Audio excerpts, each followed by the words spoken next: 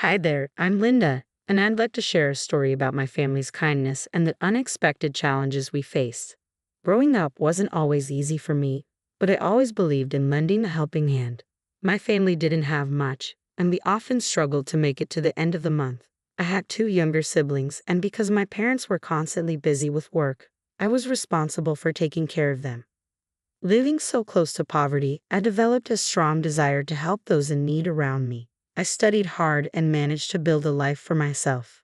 As the first of my siblings to start working, I wanted to make their lives easier. Every time I got paid, I sent money back home, which allowed my parents to work fewer tiring hours and spend more time with my siblings. As my siblings grew older and began to work, our family's situation improved. To continue sending money home, I picked up extra hours and worked diligently. My efforts paid off when I was promoted to the manager of my section, a position that came with many benefits and a good raise. Finally, I could relax and settle into a more comfortable life. With more time on my hands, I decided to take dating seriously. Although I'd been on a few dates and had my first kiss, I'd never had a serious relationship because I was always too busy. I signed up on some dating apps and eventually matched with a handsome man named Jake. He was a lawyer with a goofy sense of humor, exactly what I was looking for.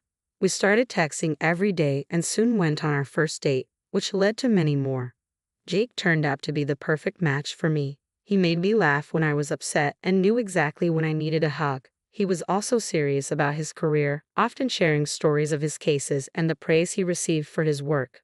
I was proud to be dating such an amazing man. So, when Jake proposed to me after 2 years of dating, I enthusiastically said yes. We got married a year later in a blissful ceremony surrounded by our beloved family and friends. Since Jake and I lived on the opposite side of the country from our families, we met many of each other's relatives for the first time at our wedding.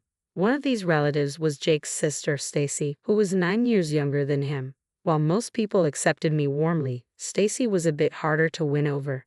I approached Stacy while sitting alone at a dinner table. "Hey Stacy, why aren't you out there dancing with everyone else?" I asked. "I don't really feel like it. This whole event is kind of lame," she replied. "Is everything okay?" "Oh, everything's just peachy. I've got so much better things to do than be at this party." "Well, is there something else you'd rather be doing?"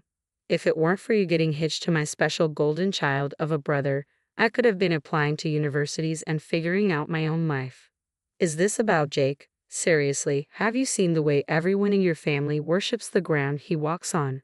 The accomplishments, the praise, it's like I'm invisible. I'm supposed to do everything on my own because that's how Jake did it." "I get it. It's tough when others' successes seem to overshadow your own path." "You do?" "Yeah, to some extent. But listen, no matter what, you deserve support and guidance. I'll help you find the best universities and figure things out." "Really? You do that?" "Absolutely. If you're willing, we can spend more time together researching and planning." "That sounds amazing. I can't believe you offer to help me, especially with all the expectations around Jake. You're your own person with your own dreams. I want to help you achieve them. Nobody should be left in the shadows." "Thank you, Linda. Seriously, no one's ever been this supportive. It means a lot." "You're welcome. I'll be here every step of the way, no matter what challenges come our way. Your journey matters just as much." Seeing how lost and sad Stacy looked reminded me of my own siblings, so I wanted to help her. After Jake and I enjoyed our honeymoon, I kept my word and helped Stacy find the best university for her. During this time, we became very close, eventually becoming best friends. Since Stacy's university was only an hour away, we hung out even more often. As the years passed, Stacy found herself a boyfriend in college. After they graduated, they got engaged. Stacy came over to our place the weekend after to share the news. She nervously told us she had something important to tell us. "Stacy, is everything all right? You seem really nervous," Jake said. "Yeah, don't tell me you're pregnant now," I joked. "Seriously." "No, I'm not pregnant, Jake." "Oh, thank goodness. You guys really thought that?" "Well, you did seem a bit anxious, and when you said you had something important to tell us, our minds jumped to the worst-case scenario." "You two always assuming the worst," Stacy laughed. "Anyway, I wanted to share some good news with you. I'm engaged to my boyfriend, and we're planning to elope." "Wow, that's great news," I exclaimed. "Yeah, we were wondering if you could be our witnesses," she asked. "Well, That's quite a surprise. Are you absolutely sure about this decision? Why wouldn't I be? You don't want to be our witnesses. It's not that we don't want to support you, Stacy. It's just, well, you're quite young, and getting married is a big step. What's wrong with being young? Are you saying we're making a mistake? We're not saying you're making a mistake. We're just concerned because you're only 21. Life has so much more to offer, and people change a lot in their 20s. We want you to have the best chance at a successful and fulfilling marriage. So you don't believe in us? You're not happy for me? That's not true. We care about you and want the best for you. We're just worried about rushing into something so serious. Give yourself some more time. If your love is strong, waiting won't weaken it. You know what? If you can't be happy for me, then I don't need your approval. I'll find someone else to be our witnesses. We're not trying to upset you. We just want you to make a decision that's best for both of you. Well, clearly you don't trust us to make our own decisions. I thought you'd be happy for me, but I guess I was wrong. Stacy, please don't leave like this, I called after her. She stormed out of the house. Jake and I tried to call and text her, but none of our messages went through. She had blocked us. We were beyond upset at the way Stacy had treated us. Until then, we had chalked up her rudeness to being a teenager who didn't know any better, but now she was an adult who knew what she was doing. For months, we kept trying to contact her in hopes of rekindling our relationship, but it didn't work. A couple of months later, we found out through Jake's parents that not only had Stacy gotten married, but she was also pregnant. Jake was devastated that Stacy was holding such a grudge against us for simply being caring. He was upset that his sister didn't come to tell him that he was going to be an uncle. I comforted him after the call with his parents. You know, Stacy's still quite young. Maybe she was just trying to get our support because we're the closest family she has, I suggested. I get that, but it feels incredibly hurtful that she didn't share something so important with me because of some silly grudge she's holding. I know it's hurtful. She's like a sister to me, even if not by blood. But maybe she was just overwhelmed herself and didn't know how to approach it. It's not about her not telling me. It's about feeling left out of her life. I know, darling. It's a complicated situation, but remember, you're going to be an uncle. Once the stress of the pregnancy is over, she might change her approach. I wish I could believe that. It's just hard to wrap my head around all of this. I know it's hard. It's okay to feel hurt and confused. Let's just wait it out a bit longer. Once the baby comes, maybe things will shift. I hope you're right. I want things to get better between us. But it's hard not to feel hurt. We'll work through this together, just like we always do. Stacy's going through a lot too, and her emotions might be all over the place. I know, but it feels like we're on the outside looking in. We'll find our way back in. Family can be messy, but it's worth the effort to mend things. Within the next few months, Jake's parents told us that Stacy had given birth to a baby boy. Jake and I were overjoyed to hear the news. We couldn't believe we were now an uncle and aunt. Despite the hurt of not being able to visit Stacy, we decided to give her some time to heal before reaching out to meet her and the baby. 2 weeks after Stacy gave birth, Jake's mother called him, but he didn't pick up. So she called me. I answered the call and was greeted by the sound of crying. I immediately recognized the voice. It was Stacy. Linda, I don't know what to do. Everything's falling apart, Stacy sobbed. Stacy, are you okay? What happened? I asked, alarmed. My husband, he left us. He abandoned me and the baby, she said through tears. What? Why would he do that? He was scared of being a father. He just disappeared a week after I gave birth. I thought he'd come back, but he never did. Oh my God, Stacy, I can't imagine how hard that must be for you. We went to bed together one night, and the next morning he wasn't there. It was weird because I was up at 6:00 a.m. to feed the baby, and he usually didn't wake up until late. I waited the rest of the day for him to come back or reach out to me, but he never did. I tried contacting everyone, but no one knew where he was. He ignored my calls and texts. When I threatened to involve the police, he told me he wanted nothing to do with us. I'm so sorry you're going through this. Are you in a safe place? I'm at my mom's place right now, but I can't keep living here. I still have the place we rented, but I can't afford it on my own anymore. I don't know how I'll manage food for me and the baby. Don't worry, I'll help you. We'll figure this out together. I don't deserve your kindness. I treated you and Jake terribly, and now you're here for me. You're my sister, Stacy. Family, I don't want you to suffer. We'll get through this. We all make mistakes, and right now you need support. I'm so sorry for how I acted before. I never should have treated you both like that. We're here for you. People can change, and you're realizing your mistakes. We'll help you get back on your feet. Thank you. I really appreciate this. It's going to be okay. We'll take things step by step, and I promise you won't have to go through this alone. I don't know what I'd do without you. We're family. We'll face this together. From then on, I began to send Sissy $2,000 every month. It was a small dent in Jake's and my finances, but both of us wanted to help Stacy out.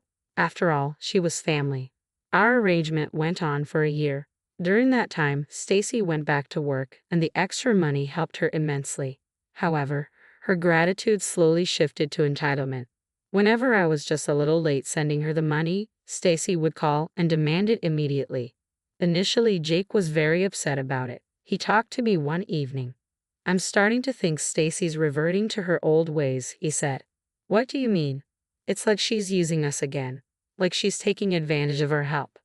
"I get what you're saying, but we can't just abandon her, especially when she has a child to care for." "I know, but I wish she'd show some consideration. Just a little gratitude." "I understand your frustration, but remember, I'm not planning to support her forever. I'm waiting for her to stand on her own feet again." "Thank God. I was worried this would go on forever. We're doing what we can, but she needs to learn and grow too. We'll be there for her, but she has to meet us halfway." "Good. I like that." Then something unpredictable happened. While I was driving home from work one day, my car was T-boned by a drunk driver. By the time emergency services arrived, I had lost consciousness. I was lucky to survive, but I suffered severe injuries. I was in a coma for a week, and when I regained consciousness, I was too weak to do anything. I was stuck in the hospital for a whole month before I was deemed fit to leave. I walked out with a broken collarbone and a broken leg. I was just grateful to have survived. Jake was my rock during this time. He never left my side, even when I got back home. I had to force him to sleep because he was too terrified to lose me again. I also forced him to go back to work. My company gave me time off and allowed me to work from home when I felt well enough. But since I missed a month of work, I wasn't paid my full salary and couldn't send Stacy her allowance. Stacy found out I had been discharged a week after I left the hospital and called me. "Where is my money for last month?" she demanded. "What do you mean?" I asked, taken aback. "I'm talking about the payment you were supposed to send me. I'm due that money. I was in a car accident, right? I was in the hospital for a whole month." "Yeah, I know. That's why I gave you another week after you got out to pay me." "Are you serious? How entitled are you? Do you even know how much I've suffered in the past month? You don't know what suffering is. I have a baby to take care of. I can't afford to wait around for you to slack off on your responsibilities." "Stacy, I've been through hell. I wouldn't have been able to send you the money even if I wanted to." "Excuses, excuses. You're just proving that you're not really family, like I always knew. Family is supposed to support each other in hard times, not demand money without understanding." Then I hung up the call. I couldn't believe the audacity that Stacy had to call and demand money.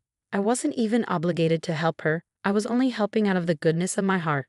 I didn't mind any of Stacy's entitlement earlier, but to not show any concern when I had almost died was beyond enraging.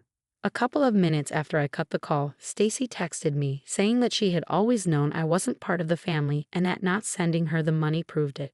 She then told me she was going to show everyone my true colors and that I would live to regret my decision. When Jake got home from work that night, I told him about Stacy's calls and texts. Jake was furious. He couldn't stand Stacy's behavior. He tried to call Stacy and chew her out, but he quickly realized he had been blocked.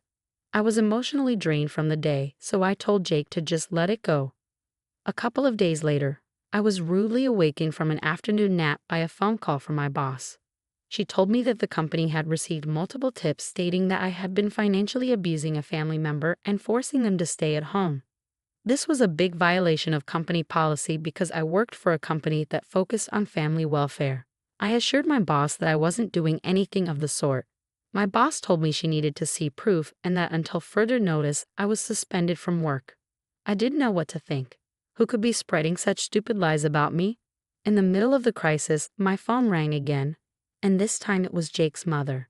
She yelled at me for treating Stacy poorly and neglecting her when she needed me the most. I couldn't even get a word in because as soon as she was done ranting, Jake's mother cut the call.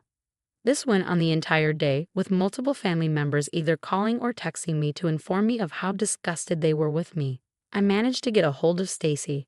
She must have unblocked me. I tried to call her, but she didn't pick up, so I texted her. I asked Stacy if she had been spreading lies about me. Stacy replied that she told me she would make me regret not sending her the money. I tried to angrily text her back, but realized I had been blocked once again when my messages didn't go through. When Jake got back home, I showed him the text messages and filled him in on everything that had happened that day.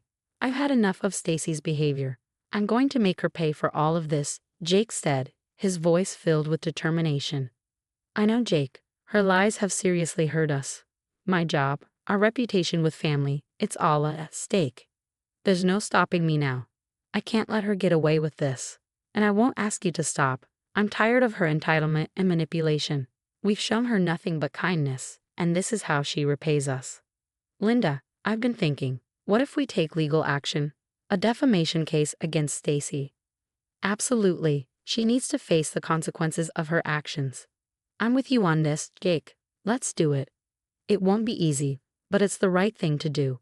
We'll get through this together. We always do. Let's stand up for the truth and put an end to her lies once and for all.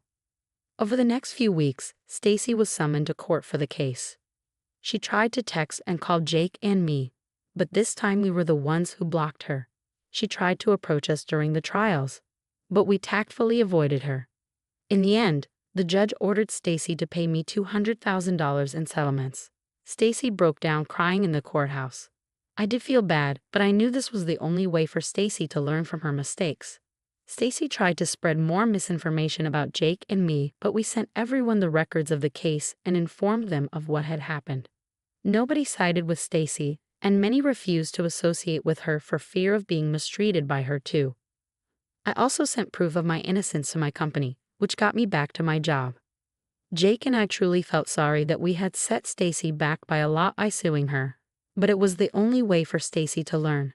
In the end, Stacy's actions led to her own isolation and bad luck. Jake and I continued our journey together, bound by the lessons we had learned and the love that had always guided us. This incident showed us that even in the face of adversity, choosing kindness and standing up for the truth could lead to a brighter and more fulfilling future. Thank you for listening to me until the end.